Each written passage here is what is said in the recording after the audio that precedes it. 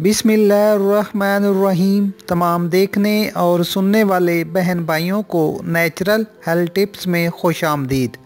नाजरीन, इस वीडियो में आपको एक ऐसा अमल और वजीफ़ा बताऊंगा जिसको आपने एक ख़ास तरीके से काटे गए नाखूनों पर पढ़ना है।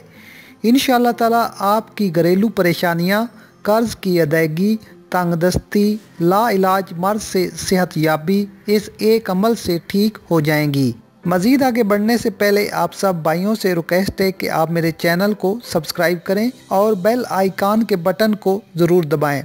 नाजरीन, हमारे प्यारे नबी हज़रत मोहम्मद सल्लल्लाहु अलैहि वसल्लम ने फरमाया कि मेरी उम्मत में बिगाड़ के ज़माने में जो कोई मेरी सुन्नत पर अमल करेगा उसको 100 शहीदों का सवाब मिलेगा। तो सबसे पहले आपने अपने हाथ पाँव के नाखूनों को सुन्नत नबवी के तरीके से काटना है। क्योंकि ये वजीफ़ा भी आपने जुम्मा के दिन पढ़ना है, इसलिए जुम्मा की नमाज पढ़ने से पहले उंगलियों पर दी गई नंबरिंग के मुताबिक अपने नाखून काट लें।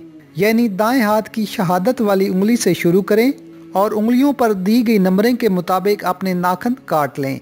इसी तरह दाएं पाँव की छोटी उंगली से नाखून काटना शुरू करें और बाएं पाँव की छोटी उंगली पर मुकम्मल कर लें। इस्लाम में नाखून काटने का ये सही तरीका है। आप इन तमाम नाखूनों को किसी सफ़ेद टिश्यू या कागज़ में जमा करें और इन पर सूरत बकरा की आयत नंबर 156 101 बार पढ़ें और इसके अव्वल व आखिर 3 बार दुरूद शरीफ पढ़ लें। स्क्रीन पर ये आयत आप देख सकते हैं। जो भी परेशानी या मसला हो, अमल करते वक्त दिल में उसकी नीयत कर लें।